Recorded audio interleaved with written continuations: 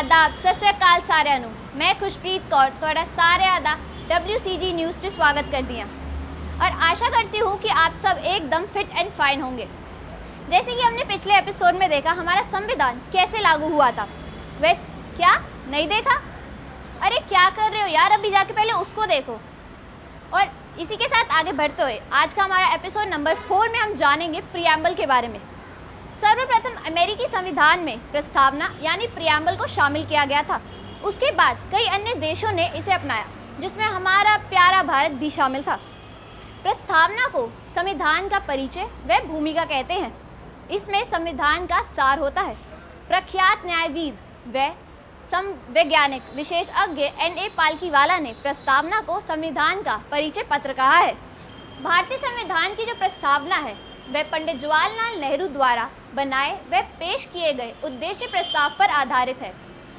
इसे 42वें संविधान संशोधन अधिनियम 1976 द्वारा संशोधित किया गया था, जिसमें समाजवादी, धर्मनिरपेक्ष और अखंडता जैसे शब्दों को शामिल किया। प्रस्तावना में संप्रभुता, क्षमता, स्वतंत्रता, लोकतांत्रिक, गणराज्य, न्याय और भाईचारा जैसे शब्दों का उल्लेख किया गया है। मैं 26 नवंबर 1949 को हुआ पारित। मैं 26 जनवरी 1950 को हुआ लागू। मैं सबसे बड़ा लिखित फरमान हूँ। मैं देश का सर्वोच्च विधान हूँ। मैं भारत का संविधान हूँ।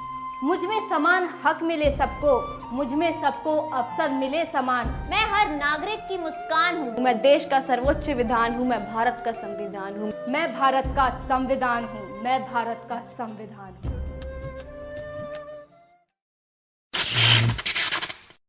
संप्रभुता।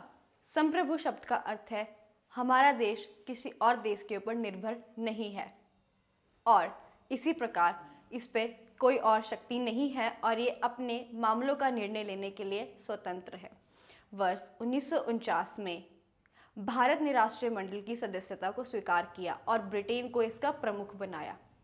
संविधान से अलग ये संप्रभुता किसी भी को भी प्रभावित नहीं करती है और इसी प्रकार भारत की संयुक्त राष्ट्रीयता में ये किसी भी सीमा में बंधी नहीं है। एक संप्रभु देश होने के नाते भारत विदेशी सीमा या अन्य देश की सीमा से अपना दावा छोड़ सकता है। वर्ष 1976 के 42वें संविधान संशोधन से पहले भी भारत के संविधान में नीति निदेशक सिद्धांतों के रूप में समाजवादी लक्षण मौजूद थे। दूसरे शब्दों में जो बात पहले संविधान में अंतर्निहित थी उसे स्पष्ट रूप से जोड़ दिया गया और फिर कांग्रेस पार्टी ने समाजवादी स्वरूप को स्थापित करने के लिए 1955 में अवार्डी सत्र में एक प्रस्ताव पारित कर उसके अनुसार कार्य किया। सेकुलरिज्म, धर्मनिरपेक्षता क्या है? भारतीय संविधान में धर्मनिरपेक्षता की सभी अवधारणाएं विद्यमान हैं, अर्थात हमारे देश में सभी धर्म समान हैं और इन्हें सरकार द्वारा समान समर्थन प्राप्त है। धर्मनिरपेक्ष शब्द को भी 42वें संविधान संशोधन अधिनियम 1976 के तहत जोड़ा गया, जैसा कि सर्वोच्च न्यायालय ने 1974 में कहा था।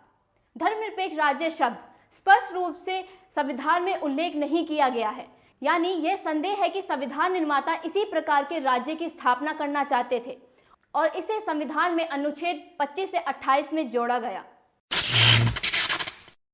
लोकतांत्रिक संविधान की प्रस्तावना में एक लोकतांत्रिक राज्य व्यवस्था की परिकल्पना की गई है।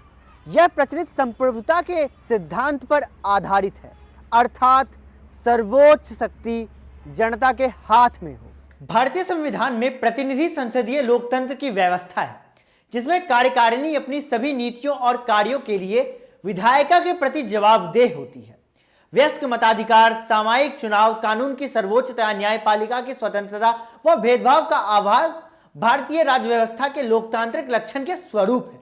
संविधान की प्रस्तावना में लोकतांत्रिक शब्द का इस्तेमाल बेहद ही रूप से किया गया है, जिसमें न केवल राजनीतिक लोकतांत्रिक बल्कि सामाजिक व आर्थिक लोकतंत्र को भी शामिल किया गया है।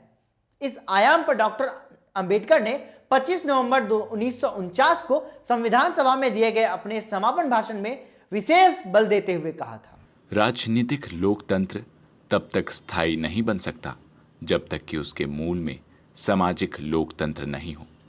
सामाजिक लोकतंत्र का क्या अर्थ है?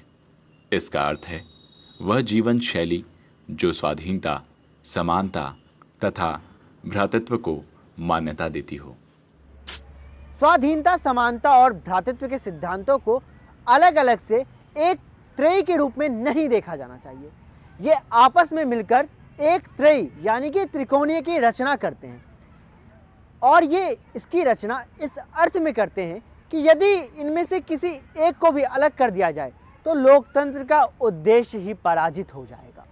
स्वाधीनता को समानता से अलग नहीं किया जा सकता और समानता को स्वाधीनता से अलग नहीं किया जा सकता। उसी प्रकार स्वाधीनता और समानता को भ्रातृत्व या बंधुत्व या आम बोलचाल की भाषा में भाईचारा कह लीजिए, उससे अलग नहीं किया जा सकता। समानता के अभाव में स्वाधीनता से कुछ आधिपत्य अनेक पर स्थापित होने की स्थिति बनेगी।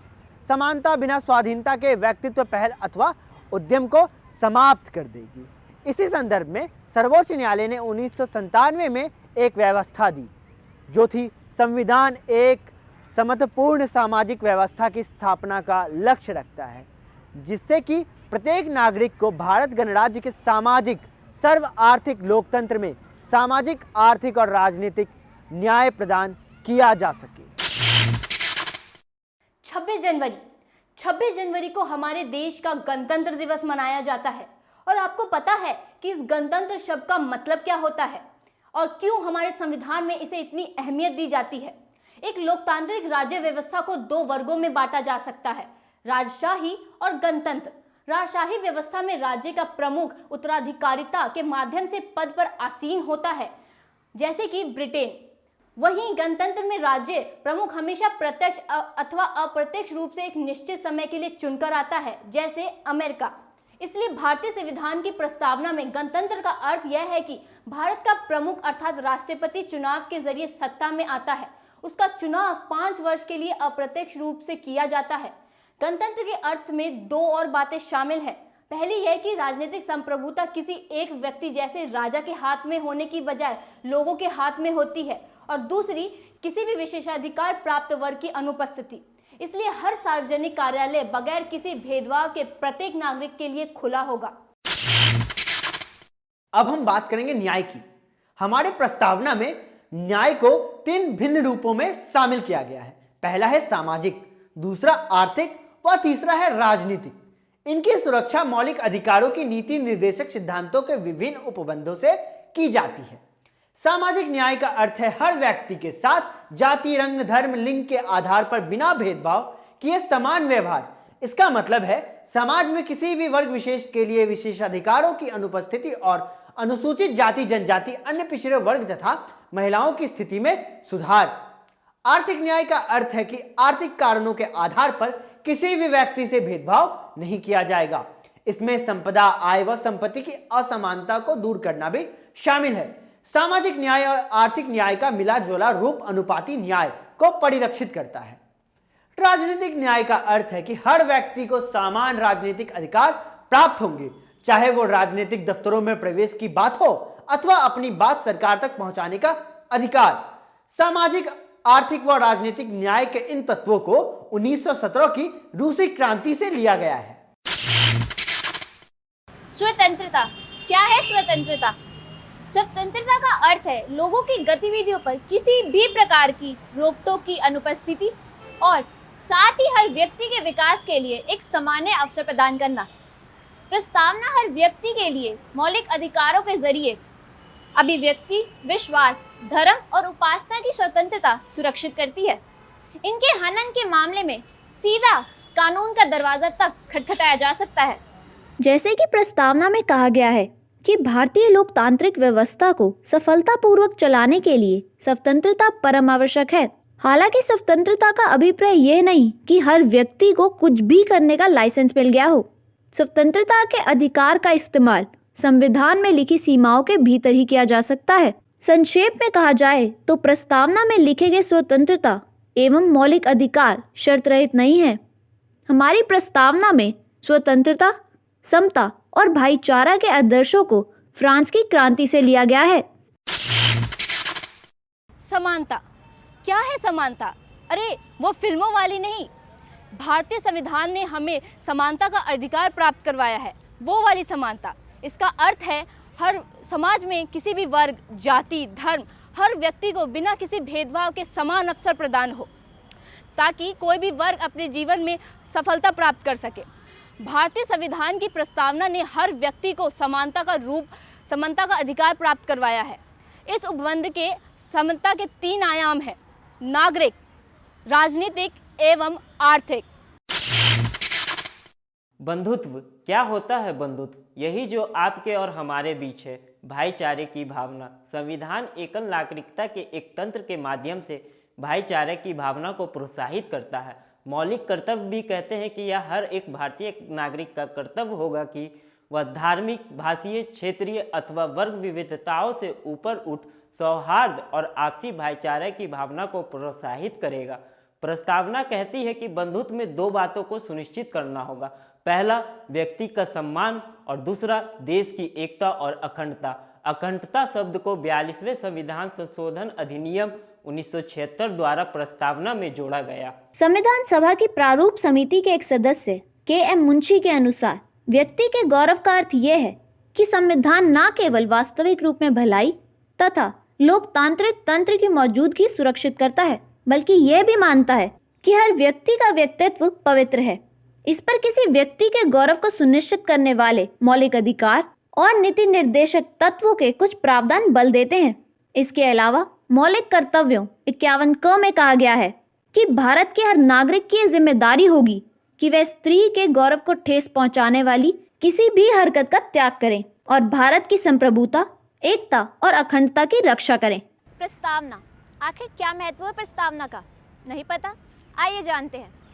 प्रस्तावना उस आधारभूत दर्शन और राजनीतिक, धार्मिक व नैतिक मौलिक मूल्यों का उल्लेख है जो हमारे संविधान के आधार हैं।